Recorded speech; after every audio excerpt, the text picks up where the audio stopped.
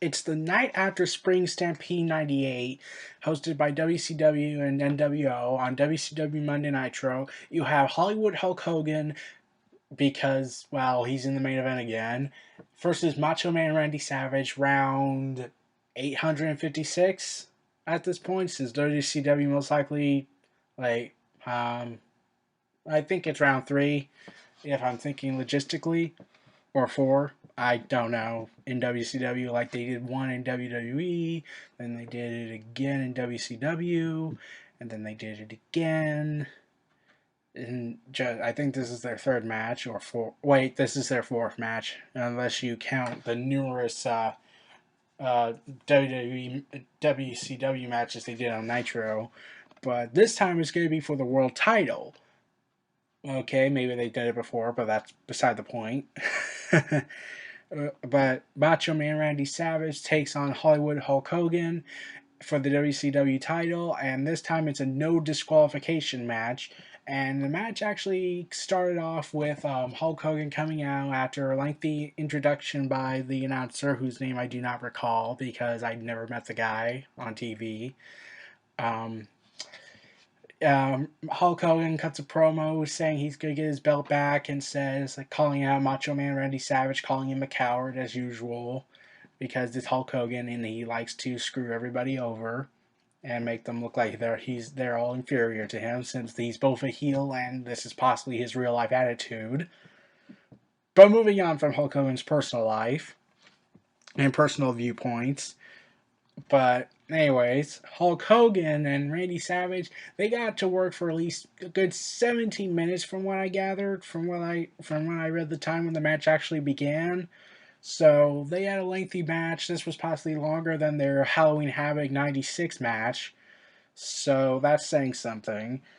So, anyways, this match, it goes by smoothly. Then the Disciple gets involved, who no one knew who it was, which was kind of cool about the Disciple. You didn't know who he was until it was revealed by Rowdy Piper or the Ultimate Warrior when he made his debut that he was Brutus Beefcake, also known as the Booty Man in WCW. I don't ask why they named him that. They could have just called him Brutus Beefcake, also known as the Barber. And well, I was like, that's him? He looks so completely different. But yeah, that was him. I was, to this day, I was shocked to, like, that's him? Like, man, he completely changed his personality over. Like, sort of like Bray Wyatt did. Like, first he was Husky Harris, and now look at him. You don't see any resemblance to him other than the tattoos. Well, some of the tattoos he got before he transformed into Bray Wyatt. But moving on from that, anyways, this match goes by and the Disciple gets involved sometimes, and Rowdy Piper had explicitly said there would be no run-ins, which means expect run-ins and outside interferences. So Rowdy Piper is the commissioner and he orders and he makes this match happen for some reason. I don't know. I'm not watching WCW 98. In fact, I'm still watching through 96. I'm just now looking through matches and hearing the commentators speak for me, and from what I gathered on my research. So yeah, in fact, that's a lot of the matches I'm looking at, other than the modern day ones that I saw.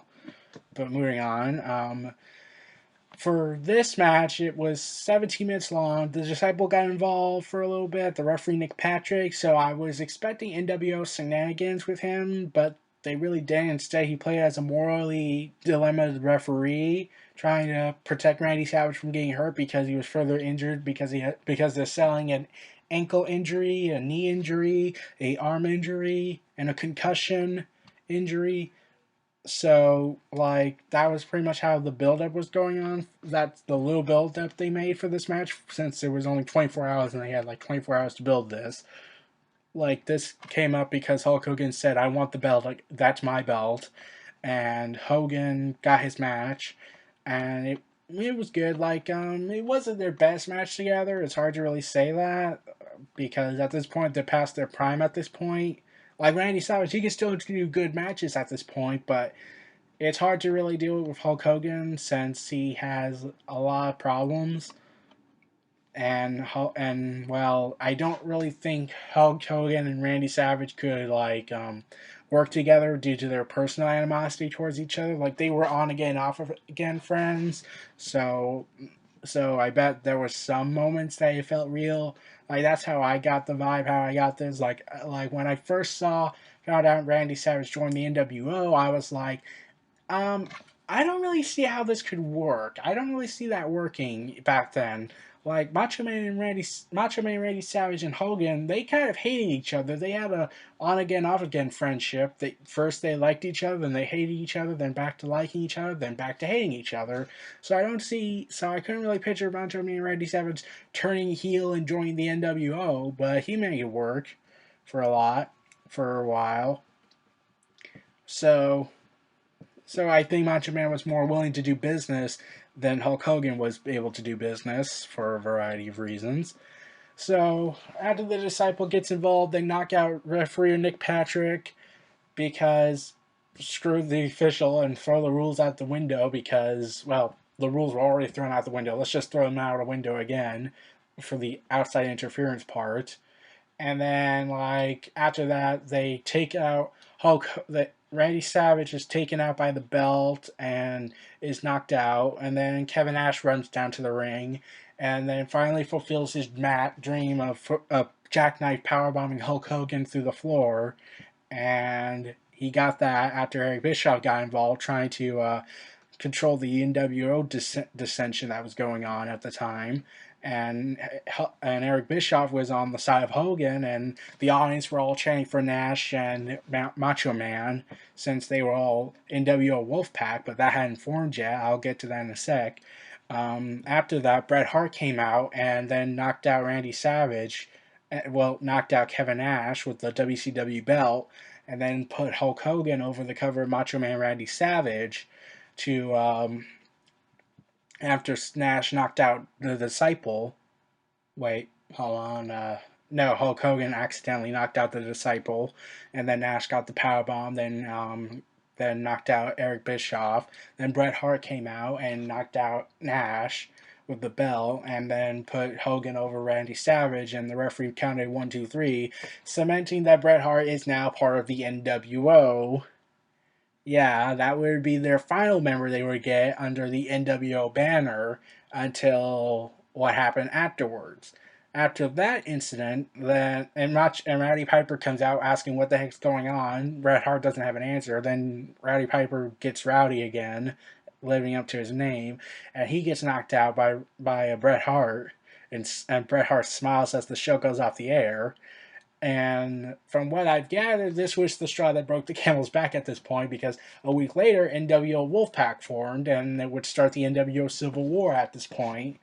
And Bret Hart would be pretty much the last member of the original incarnation. So, So, like, that was how that happened. And then a week later, NWO Wolfpack formed. We got that. Then NWO Hollywood formed. And now you have the two NWO factions fighting. And then they would try to get the allegiance with Sting, which I'll cover in another video. So, there's that. Macho Man and Kevin Nash would lead the NWO Wolfpack and have Miss Elizabeth, but then the NWO Wolfpack loses her, and Macho Man Randy Savage says he got over her a long time ago, and Hulk Hogan would lead NWO Hollywood. This would go on for months and months and months and months until 1999 with the finger poke of doom, and we all know how that turned out. But I'll cover that in another video. Well, everyone, this was Neo Reality Entertainment. Feel free to like, comment, subscribe, and donate. Stay tuned for more.